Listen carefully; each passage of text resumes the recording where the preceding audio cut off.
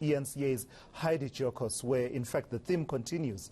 Vandalism and illegal connections are being blamed for the lack of street lights around Johannesburg. People around the country are complaining of non-working or non-existent street lights. The city of Johannesburg says it's planning an education campaign. It's also looking at using solar power for street lighting. eNCA's Heidi Giokos joining us now from Alexandra Township. And I imagine, Heidi, that the experiences would be different in the city of Johannesburg between people who live in informal settlements in the townships versus those who live in more affluent suburbs, particularly to the north of the city, right? Certainly, Tulis, but what we are seeing here in Alexandra Township is quite similar to what we saw earlier on in Jeppes-town, where it seems as though people are actually cutting off and ripping out the cables from the street lights, which seems to be a really hot commodity at this stage, and this is why you're seeing such vandalism. But we are joined by the NMC of Environment Infrastructure Services, NMC Mpuerane. Thanks so much for your time, NMC. I'm quite shocked to see the fact that the people within this township have actually taken out the cables and completely removed the pavements. Speak to us about some of the issues you are seeing within the city and why the street lights are not working. Thank you, Heidi, and thanks for the invite. As a city, we want to put it on record that street lighting is an essential service. We want to have each and every street to have street lighting. It reduces crime, it makes people safe, but we have challenges. As City Power, we spend almost 230 million to repair all vandalized street lights and replacing all faulty globes. We spend almost 135 million on new street lights, or where areas they don't have street light, we go and install. We are challenged by people who are vandalizing. They're stealing the cable. Where we are now, they've dug up the cable. They either use the cable to do illegal connections or they sell it to the scrapyard. In other instances, they even cut the pole to get the cable if the cable is overhead. So we have serious challenges. But as a city, we are going out on a request for information for detection on vandalism, especially on cables and the poles. NMC, is there no way that the city can find a way for cables not to be dug out and for cables not to be taken and used on informal settlements? I can see on this side cables have been moved into an informal settlement and behind us, which we'll show later on. But can the city not find alternatives to not have so much wasteful expenditure with regards to this digging out of the cables? And so much has been allocated to fix street lights, but it seems as though there's a recurring problem all the time. We have been approached by different companies with technologies to deter vandalism, especially cable theft and cutting off the poles. But we have to follow the procurement process, invite people to tender. But Heidi, what we want to highlight, we're going to spend more money on vandalism crackdown, where else that money would have been spent on something else. So we will definitely have to do something as a city. We will try to ensure that we keep the scourge of vandalism on our street lights. And just with regards, I know we're in a township now, but with regards to within the suburb areas, we're seeing a lot of street lights still on during the daytime and then actually not working during the nighttime. What is being doing to address that? I know it's got to do with the fact that sensors are being stolen, which doesn't detect when it's daytime for it to be switched off. But what's being done about that to address that issue and to light up the city again? Because at the moment it's extremely dark. We have two types of daylight switches. We have a timer and a photocell. We are replacing timers with photocells. Timers, whenever there's let's say a load shedding or a surge, it loses its time. So sometimes that's why you see them being on daytime, off at night. We are putting photocells, but we are also realizing that when the photocell is faulty, it defaults to a light, so the street light becomes on, even during the day, during the night. But we try by all means to fix them as you said, some of them are being stolen. We have to replace them. Some of them will put it up on the next to the globe, but when they want it, they cut the pole. So it is a problem. But we are aware. We are ensuring that we fix them. As I said, we have a budget of 235 million on fixing our street lights in the city to make sure that the city is bright again. It's Johannesburg, it's a city of gold. It can't be plunged into darkness by criminals. Okay, thanks so much for your time. NMC, I think it's also important to highlight that we will be moving around with the NMC in and around Alex Township to see what is being done to sort out the issue of street lights.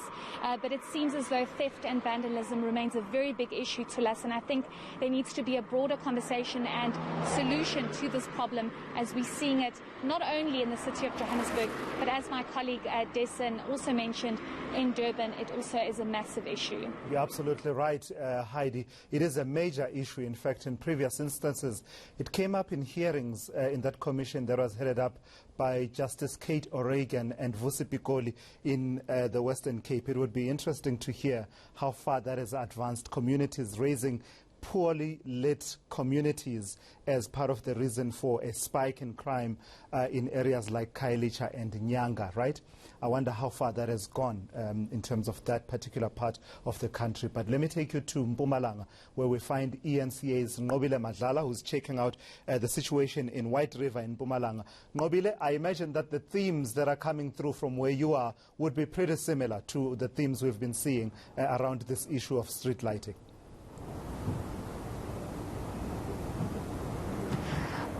Well, Tulas, a lot of residents have spoken out, talking about the issues that are faced here.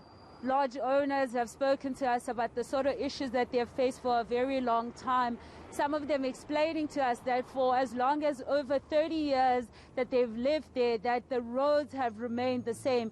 But now I'm joined by an organization that is representing the taxpayers to sort of give us an idea in terms of what are the issues that the taxpayers have highlighted to them. So, thank you very much.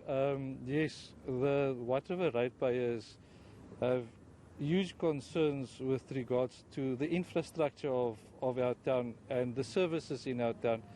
It's not getting the attention that it needs. Our roads are falling apart.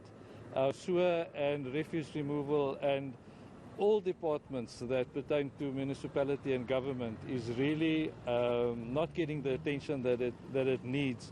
Funds is being spent and allocated outside of White River while the ratepayers pay their rates and taxes, and it gets utilized in different areas altogether. We are very concerned about that, and also the enforcing of the bylaws in our town. It's not happening the way it's supposed to be happening. So it's a big problem to the ratepayers of White River. We need our rates to be utilized in our town. The budget proposal that was given to us was not even represented by the people from Nqobile that drafted it. It was an empty hall with just the ratepayers present. We are not happy with that. So you were telling me that there's an issue in terms of safety now. Could you at least elaborate on that? Of course. There was an incident a while ago where people ran to the police station and they were trying to get protection there. They were dragged around in the police station, resulting in the fact that our community feels unsafe with our police. They feel that our police is not being able to give the service that it's supposed to be giving. There is a petition going around at the moment for an investigation on them. So that sounds like a lot that this community is dealing with. Perhaps what is it that you as an organization have put forward, and who have you spoken to, and have you got any answers? We have spoken to numerous people in government and in the municipality. Many issues, like this guy that was just here, that I don't know if you saw the guy. He's mentally unstable. We've got about 4 or 5 people like that. We have approached government, police, all of these institutions to try and resolve the issue with these mental unstable guys that are walking around in our town. Nothing happens. Everybody is just passing the buck. And they've got the freedom of the town. So one of the issues as well in White River, it sounds as if our town is in a bad state, but we are actually one of the very lucky towns in and around the area that still have a lot going for it. Quickly, sir, has tourism been affected in any way? I believe so. People are scared because the police does not seem to be doing the work that they're supposed to be doing. So of course it's been it's having an effect on our town, but we still do have a lot to offer to tourists in our area. All right, thank you very much, sir. Well, that's the Ratepayers organization just speaking to us with regards to the fact that the people here have a lot of issues that they have spoken about, but none of them have been attended to. Also saying that this is now leaking into the tourism industry, but they do still believe that the town has a lot to offer. All right, thank you for that. That's eNCA's Nqobile Madlala out in White River. Spare a thought for those communities where this is a luxury, really, that we are talking about, this whole issue of street lighting, right? There are communities out there where there are these high mast lights that, you know, offer powerful lighting, but as you move further away from where the high mast light is, it gets darker and darker. And in some instances, some of those bulbs broke years ago, and those high mast lights have not worked in years. And of course, there are also communities where there's simply no lighting to speak of. This is a foreign conversation that we are having about street lighting. This is